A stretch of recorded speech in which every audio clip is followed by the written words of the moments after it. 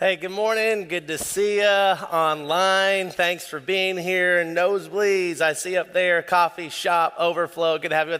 Hey, I hope you're ready for a great day today. I feel it's one of those days like, I don't know if you ever feel like this, but it's just one of those days where you just feel thankful. Hey, just to be alive, right? Just to be able to enjoy life, to be around people that you care for. And I had just one of those moments recently where it's just like, man, I'm so grateful, for what God has put into my life. So I hope you're ready for just a great day today. I'm so thankful to have you here. We're officially like 100% in summer, and we have a series here in June. And then it's not like I want to bypass this because I think this would be great, but in the month of July, if you've never been to Cornerstone in the month of July, any movie that you think you've seen, we're going to take those movies and we turn them into messages. We've got an incredible lineup this year.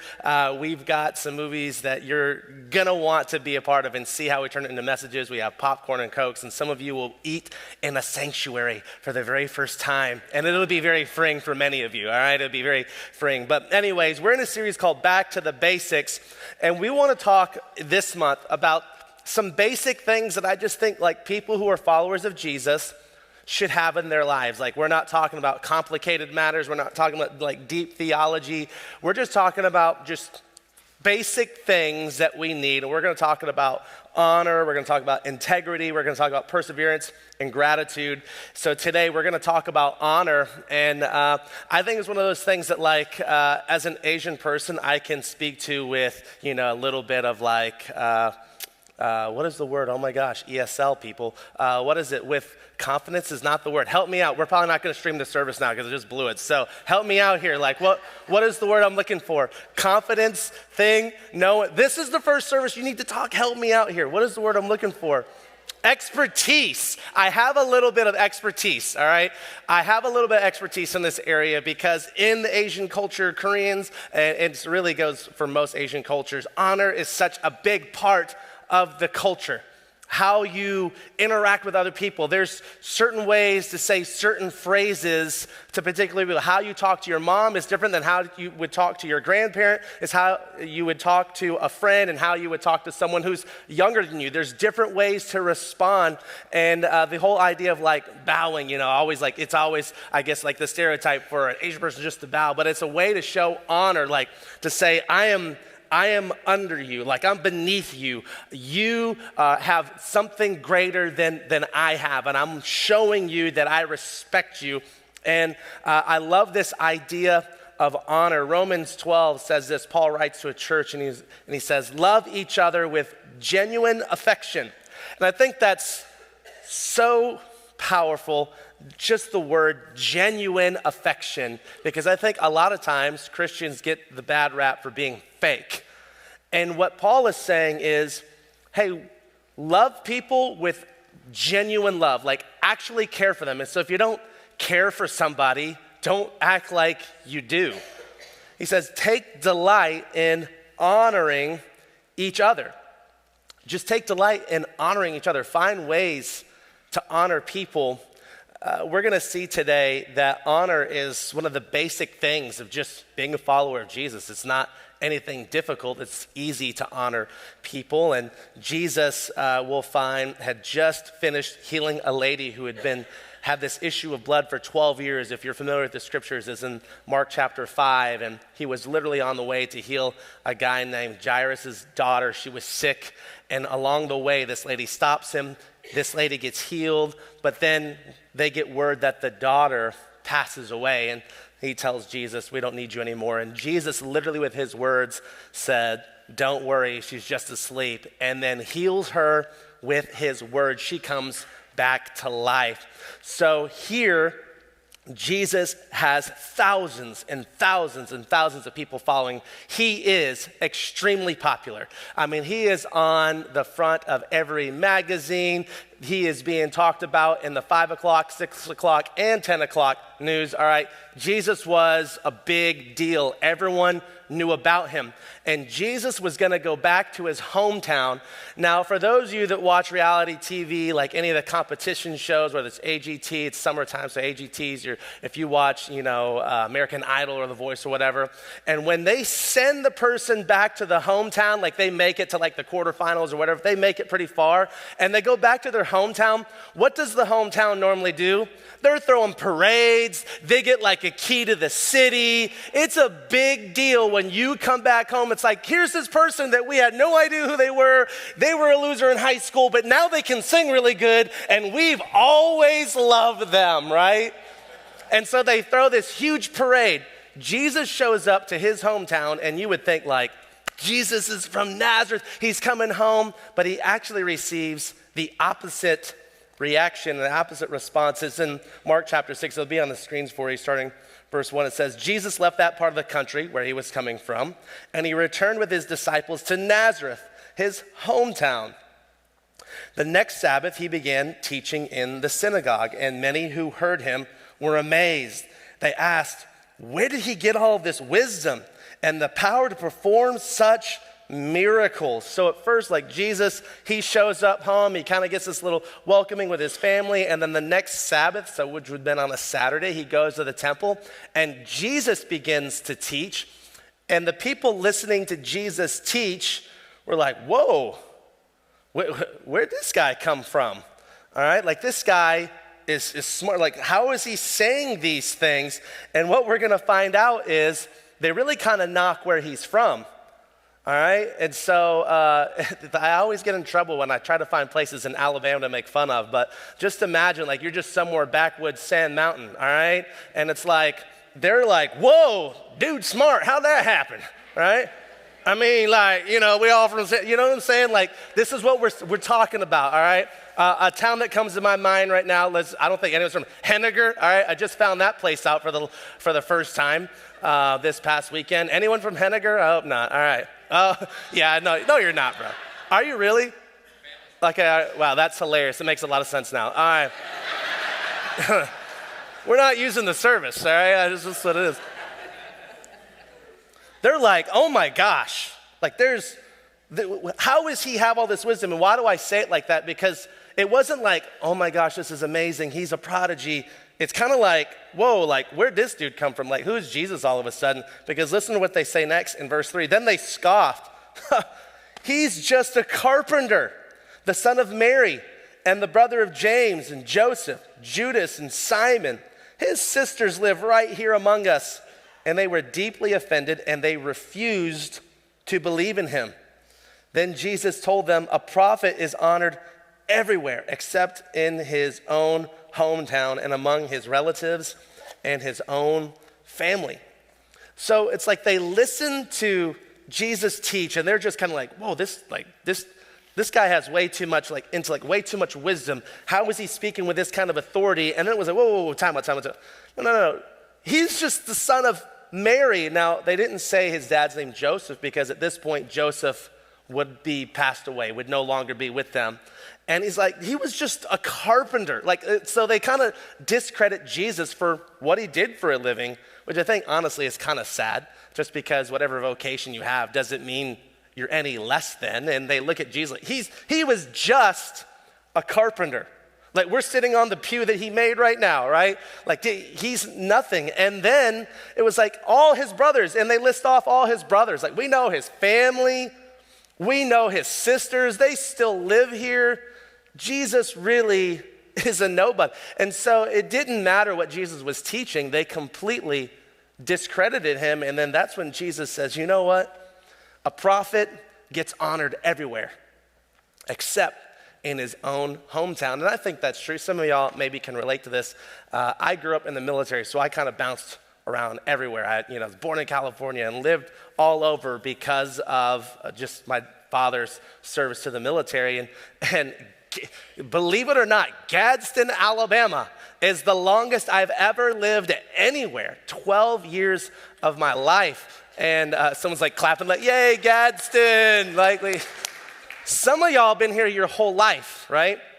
And you know what it's like to not shake the story or the thing that you feel like follows you because you've been in the same place and people know you your whole life, or if you're from one of the smaller surrounding cities here in our county, sometimes it's like, hey, I know that thing happened to me that one time and now that's like forever your nickname, And you're just trying to shake it, and that's kind of what's happening to Jesus. He says, hey, I get honor everywhere except for a hometown, and I kind of like this thought that honor builds up, dishonor tears down.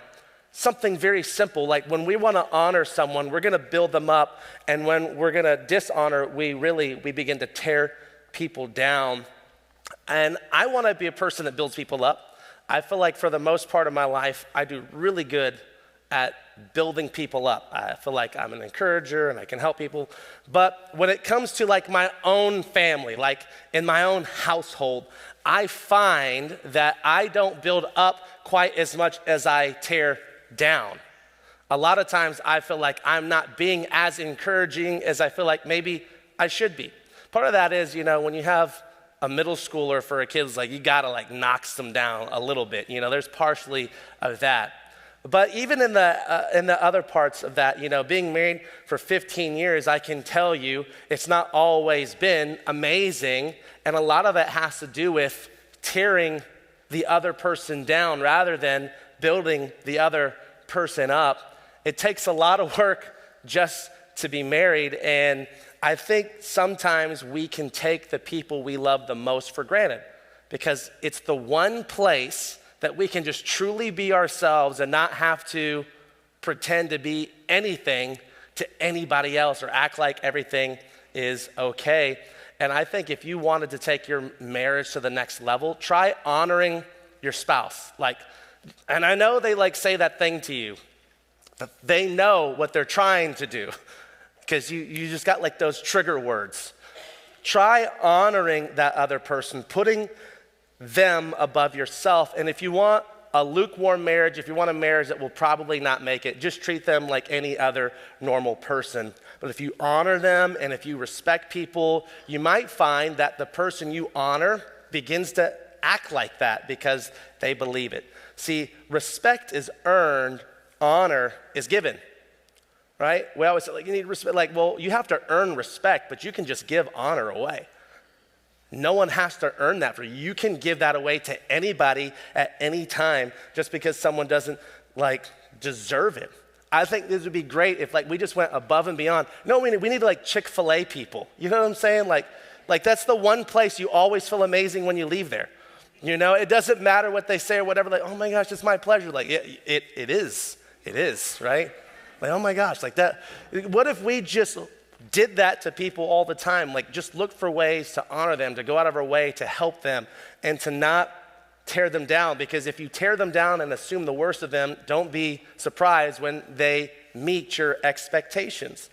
So this morning we're looking at 4 quick areas of people we can honor. Very basic things. The first one is this: we honor God.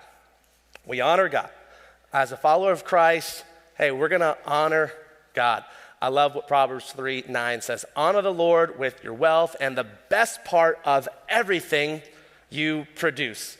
So obviously a big part of honoring God, and we've talked about this before, we won't spend a lot of time here, is just through our giving. We honor God, giving him back what already belongs to him. We honor God with our bodies and how we use our bodies and where we go with our bodies, the things that we see, the things that we say, the places that we go, the things that we do. We honor God with our bodies. We honor God with our worship because we understand that we deserve nothing, yet he gives it to us anyways. And so we just give back to God what already belongs to him in regards to everything with our life. And I love that it says, and with the best part of everything you produce, the best part of who you are, everything that you have to offer, we honor God with that. Some of you are maybe you're not honoring God, but he's given you a talent and you're not using it. If you call Cornerstone, your home, what a great way to honor God than to just serve in some capacity of whatever way you've been gifted, right? To honor God in the areas that he has given you, whatever that looks like, we give him the best of everything we have. If you're a hospitable person and you love to like be around people, then being in small groups or hosting one, we look for ways to give God the best of everything that we have in our life. So we're gonna honor God, very basic thing. If you're a follower of Jesus, we're gonna honor God. The second thing we wanna do, we wanna honor our parents, all right? We wanna honor our parents. Now, Ephesians 6 says this, Paul writes, honor your father and mother. This is the first commandment with a promise. If you honor your father and mother, things will go well for you and you will have a long life on the earth. I think that's just really powerful to think that honoring your father and mother actually comes with a promise that God gives you. It says, hey, if you honor your father and your mother, you're gonna have a long life. That's just period. That's not even a question. It's a thing that God says, you do this and then this will happen. And I think a lot of times when we think of parents, we think of obviously like kids, they should honor our parents. And it's like, hey, you need to listen to what the pastor says. He says, you need to honor me, right? But even as adults, we can honor our parents. I don't think that means we have to do what they say, right? It doesn't mean that they're in charge of our lives. There's a whole thing called leave and cleave, right? Like you're no longer under their authority, but you can still honor them. And I get it. Some of us don't have the greatest parents. Maybe you have step parents or whatever. Or maybe you don't have that person in your life that is that mother or father, but you have that person who maybe is that figure to you. Honor them. Find ways to honor them. And even if your parents are not followers of Jesus, just even honoring them because you have no idea in regards to what the work God has done in your life, what he might do in the life of your parents.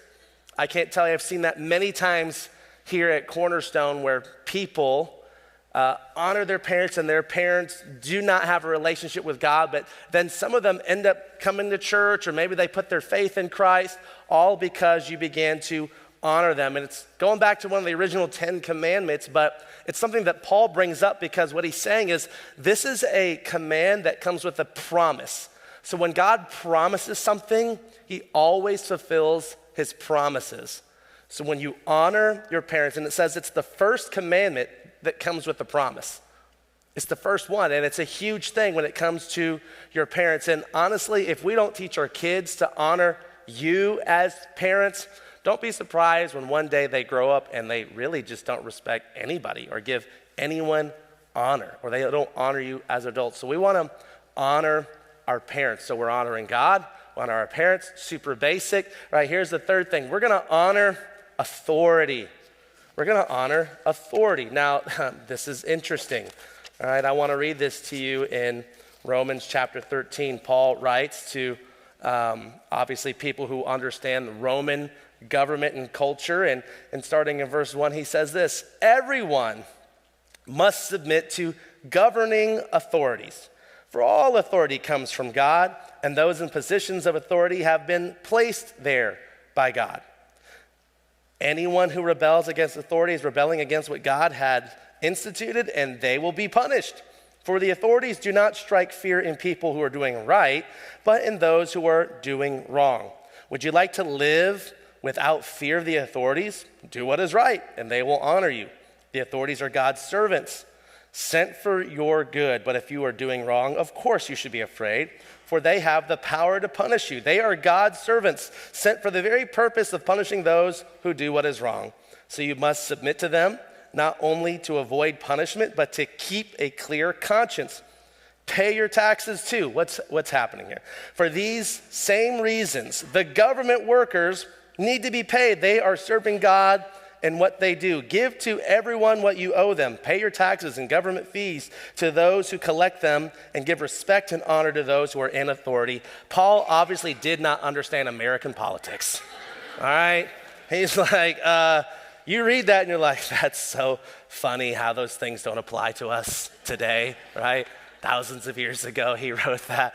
Guy's an idiot, right? And he literally says, that all authority has been placed there by God. And you find that throughout Scripture that any person who is in any type of leadership in any country has been placed there by God, evil and good. It will accomplish the purposes of God. And as you just think of our country just as a whole, right, it's like, man, we're supposed to do all these things. And sometimes it's very difficult to honor people when they believe the exact opposite that we believe.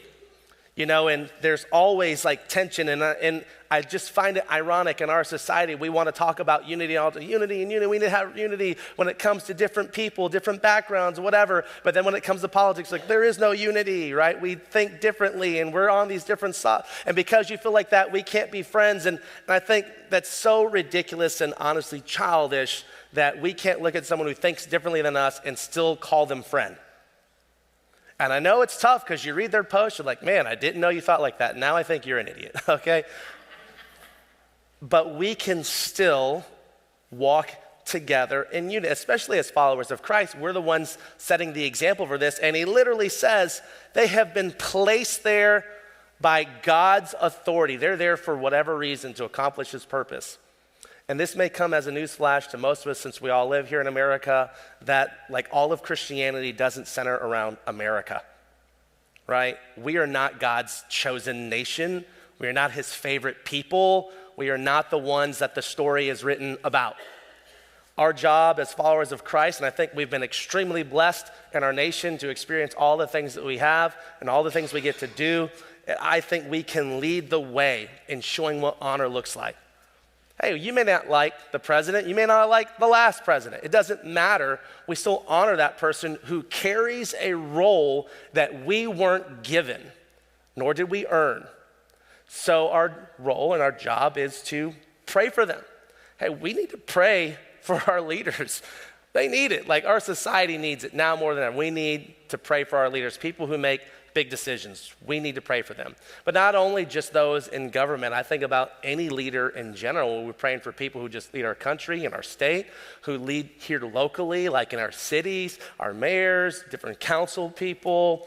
We need to think about our businesses, those that are our bosses, our employers, the CEOs. We need to be praying for those people. Anyone who holds any sort of authority over you in your life, pray for those people.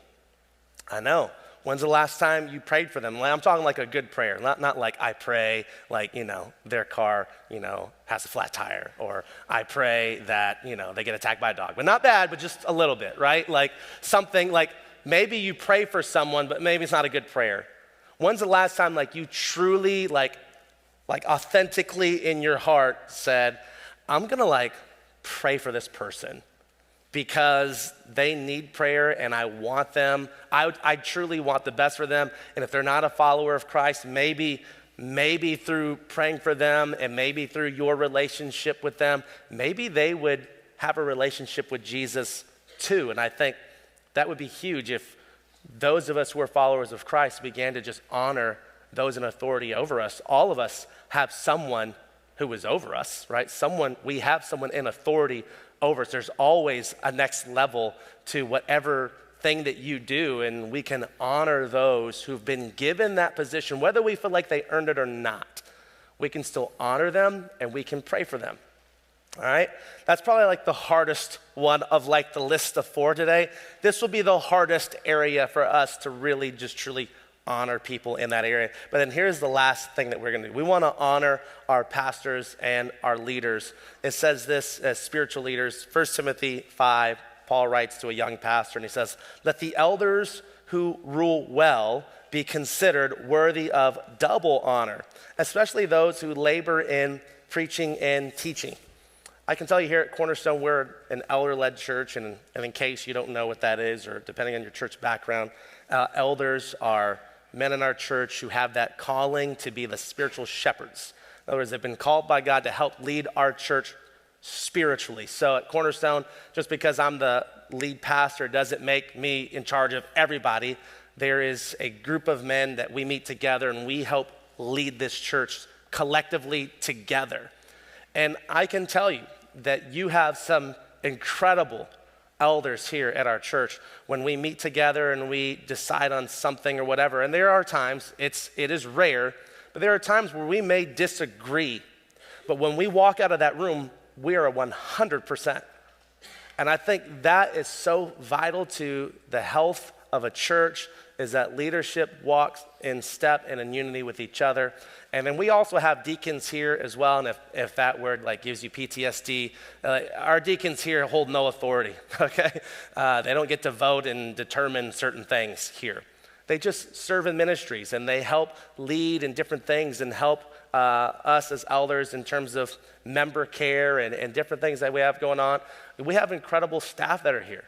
You know, men and women who honestly have sacrificed to be a part to help serve. And I can tell you, I've worked for a few churches. This is not hard being here, all right? It's honestly, it's amazing to be a part of this church here. It's difficult to be in a place where you serve on staff and you're like, I would never invite anyone to this church, right? I've been there before and it is not like that. And I would say a big part of that is the people who help make up this church. You make it a joy to serve here. You make it a blessing to be a part of what's going on here.